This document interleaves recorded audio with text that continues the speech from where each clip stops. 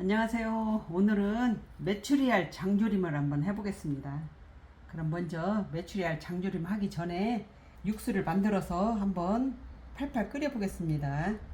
가스불을 켜고 일단 물을 먼저 부어요.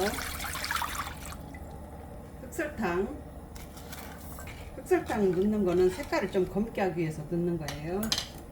진간장, 물엿도 반컵 정도 넣었어요. 그러면 여기에다가 이거 끓이고 하면은 더디니까 여기에다 모든 재료를 넣고 끓이겠습니다. 양파도 넣고,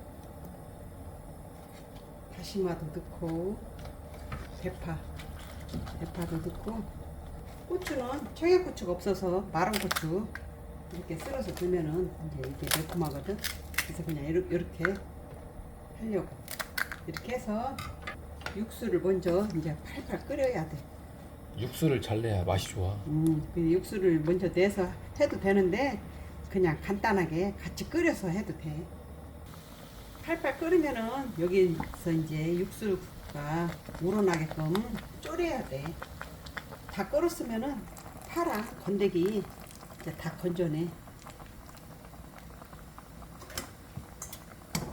그러면 이제 여기에서 육수가 우러났겠지. 단맛도 나고 양파도 넣고 해서 달짝지근한 냄새가 그렇지. 살살 올라오네. 여기에 불을 좀 끄고 위험하니까 여기다 이제 메추리알을 넣을 거예요. 또 다시 불을 켜고 이제 메추리알을 졸여야겠지. 이게 표고버섯 말린 거 물에 불려가지고 씻은 거거든. 이제 같이 넣고 졸여. 이것도 이제 한참 졸여야지, 그렇지? 국물이. 메추리알이 귀엽다.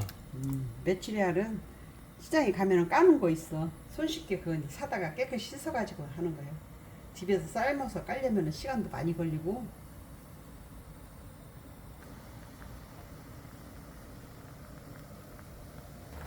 국물도 많이 졸았고 메추리알 색깔도 잘 들었지? 검게 잘 졸여졌지? 그럼 이제 여기에 마늘, 아까 깐 마늘도 같이 넣고 이제 졸여줘. 마늘을 먼저 넣으면 마늘이 으깨지거든.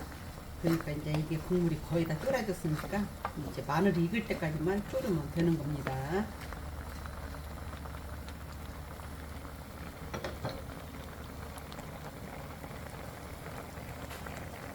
아따, 메추리알이 맛있게 잘 졸여졌네요. 반딱반딱하니. 느타리 버섯도 간이 딱 뱄고 아주 그냥 반딱반딱하니 잘 졸여졌어요. 메추리알이. 이렇게 해서 메추리알 장조림 오늘 완성입니다.